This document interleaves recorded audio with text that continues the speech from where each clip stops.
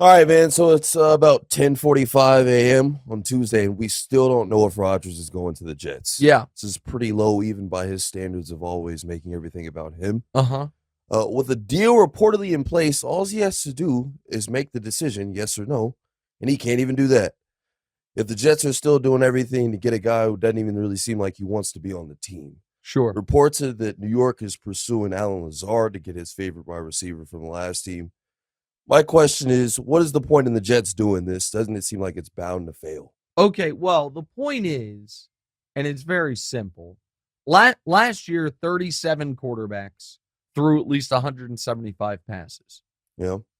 By passer rating, the 35th, 36th, and 37th rated. The three worst quarterbacks in the league by passer rating were Joe Flacco, Zach Wilson, Mike White. The three Jets quarterbacks. The Jets have not had competent quarterbacking in consecutive seasons in my adult life. They had a good year of Chad Pennington, a good year of Vinny Testaverde, a decent year of Brett Favre, but they can't string it together. And so they are desperate for any type of quarterbacking that is not awful. Rodgers is a year removed from winning league MVP. So I understand why they feel like this is the move. Do I think it will work? No. But to me, the more notable thing is this. Rodgers, the one thing he has been consistent on is, I won't drag this out. I understand that the Packers, the Jets, he didn't say the Jets, but the Packers and whomever else, they need to know what I'm doing before free agency starts. Free agency started yesterday. And we all know he's not retiring. Listen, if Aaron Rodgers actually retires, and because that, I believe, could be a torturous and difficult decision. You're going to take ayahuasca live on camera? Yeah, you were watching FS1 yesterday. I promised to do that yesterday. If he actually retires, I will apologize. And more than apologize, because then I'll understand it. Right. But I don't think there was ever a chance he was retiring.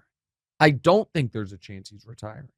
You don't fight for a new contract to walk away from the best part of the new contract, which is the $60 million guaranteed he gets for playing this year. By the way, we get another $40 million for playing next year, but $60 million guaranteed this year. So I believe this is just a bit of, look at me. The Packers don't want it. You can argue the merits of that, but Mark Murphy, their team president, came out and said the Packers don't, that essentially said they don't want him, did say, and I didn't even realize after my little Syracuse thing, I'm drinking out of a Syracuse WAER mug. The Packers said they're ready to turn the page to Jordan Love. They're ready.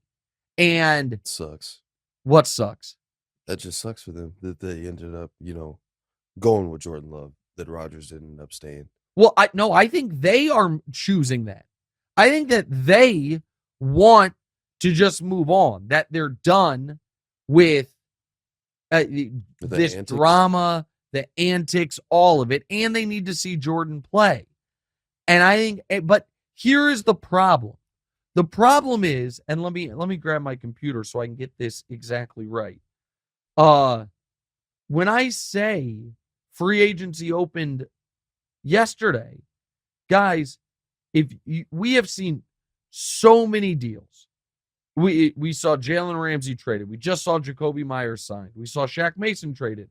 We saw Taylor Heineke signed. We saw the Chiefs sign. We just mentioned him, the right tackle, Jawan Taylor. We saw TJ Edwards sign. We saw Tremaine Edmonds sign. We saw big deals by a lot of teams. Now let me go to what the Jets have done on Spot Rack.